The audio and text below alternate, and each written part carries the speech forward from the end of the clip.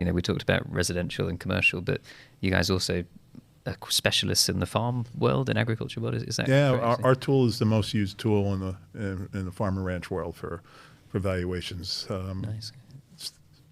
Previous to Eda Value, you tried to cram it into a commercial type of tool, and I don't know how many different types of silos there are. I'm from New Jersey. We don't have a lot of silos there. Yeah. We have different kind of silos, but there's probably 50, and they're all different, and the values are significantly different. Absolutely. So we account for that, and that is of all the markets. It is one of the most difficult markets right now. They're really having a lot of reinsurance problems. There's a lot of consolidation of companies.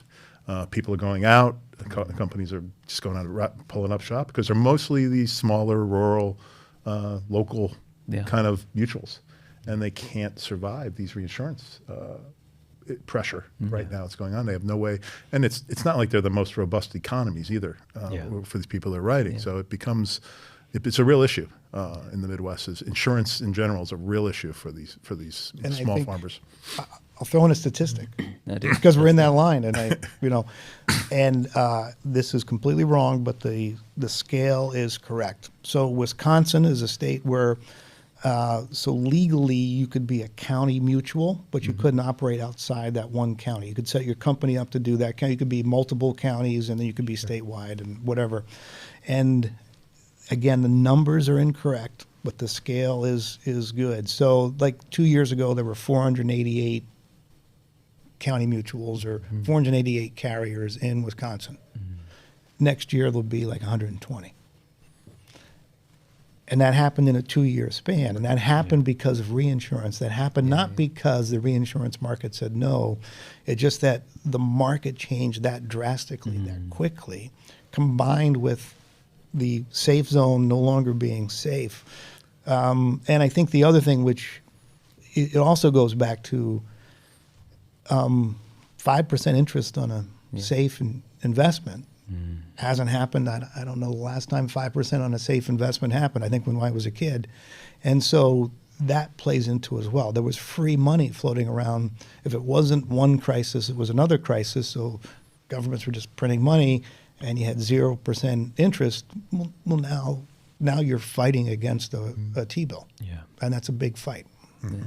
And just to add a bit of colour for people who maybe aren't as familiar, for the farm valuations in particular, because I think people can imagine what a house is like, or a condo, or residential stuff, and the commercial buildings may be fairly self-explanatory as well.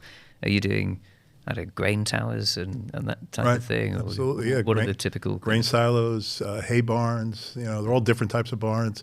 You're doing poultry houses. You're doing livestock pens for different types of livestock. There are different costs too, so because they have different requirements for them. I think a good thing to think about, and Skip's from New Jersey, so I will pick on him because he thinks of a show we had in the States when we were kids called Green Acres, where there's one guy with a tractor and just a small family, and we're all going to have a few head of cattle and all that stuff. Well, there's very few of those farms left. These are major industrial operations, and the buildings are very special, and how they put them together is special. And then, I will say this, and everyone will be skeptical, but probably one of the biggest users of technology today are farms. And farming, like they have farms in Ohio that are controlled by someone on a computer in the Netherlands somewhere.